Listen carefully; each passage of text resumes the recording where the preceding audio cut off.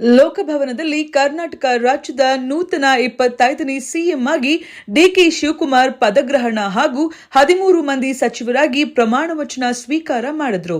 ಇದೇ ಸಂದರ್ಭದಲ್ಲಿ Satyanarayana K, state general secretary, KPCC unorganised workers Samiti, SP Patil, state vice president, KPCC unorganised workers Samiti, Richard ಬೆಟ್ಟೂನ್, Bengaluru north district president, KPCC unorganised workers Samiti ಆಗಮಿಸಿ ಮುಖ್ಯಮಂತ್ರಿ ಸನ್ಮಾನ್ಯ Shri DK Shivakumar ಅವರಿಗೆ ನಮ್ಮ ವಾಹಿನಿ ಮುಖಾಂತರ ಶುಭ ಕೋರಿದರು. ನಮಸ್ಕಾರ. ಇವತ್ತು ತುಂಬಾ ಶುಭ ದಿನ.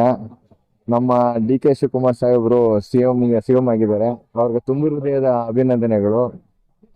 ಮತ್ತೆ ನಮ್ಮ ಕಾರ್ಯಕರ್ತರಿಗೆ ಇವತ್ತು ತುಂಬಾ ಒಳ್ಳೆ ಶುಭ ದಿನ ಅನ್ಕೊಂತೀನಿ. ಆಮೇಲೆ ನಮ್ಮ ಕಾರ್ಯಕರ್ತರ ಕನಸೆಲ್ಲ ನನಸಾಯ್ತು. ಡಿ ಕೆ ಶಿವಕುಮಾರ್ ಸಾಹೇಬರು ಸಿಎಂ ಆಗ್ಬೇಕು ಅಂತ ಬಹುದಿನದ ಕನಸು ಶುಭವಾಗ್ಲಿ. ನಮ್ಮ ಡಿ ಕೆ ಶಿವಕುಮಾರ್ ಸಾಹೇಬರಿಗೆ ನಮ್ಮ ರಾಜ್ಯ ಅಧ್ಯಕ್ಷರಾಗಿದ್ರು, ಇವಾಗ ರಾಜ್ಯದ ಮುಖ್ಯಮಂತ್ರಿಗಳಾಗಿದ್ದಾರೆ, ನವ ಮುಖ್ಯಮಂತ್ರಿಗಳು. ಅವ್ರಿಗೆ ನನ್ನ ತುಂಬ ಹೃದಯದ ವಂದನೆಗಳು. ಶುಭ ಕೋರುತ್ತೇನೆ. ಸಾಹೇಬರು ಚೀಫ್ ಮಿನಿಸ್ಟರ್ ಆಗಬೇಕು ಅಂತ ಬಹುದಿನದ ಕನಸು.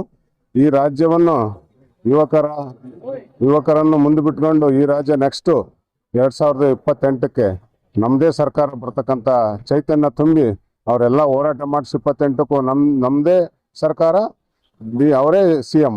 ಅದ್ರಾಗೇನು ಮಾತಿಲ್ಲ. ಮುಂದೆ ಎಲ್ಲ ಜನಾಂಗದವ್ರನ್ನು ಒಗ್ಗೂಡಿಸ್ಕೊಂಡು ಎಲ್ಲರನ್ನು ಶಾಂತಿಯುತವಾಗಿ ಈ ರಾಜ್ಯವನ್ನು ಮುಂದೂಡಿಸ್ಕೊಂಡು ಹೋಗ್ತಾರೆ ನಮ್ಮ ಗುರುಗಳು ಅನ್ನೋ ಒಂದು ಆಶೆ ನಮಗಿದೆ. 100% ಮಾಡ್ತಾರೆ. ಅದಕ್ಕೆ ಶುಭ ಕೋರ್ತೀನಿ.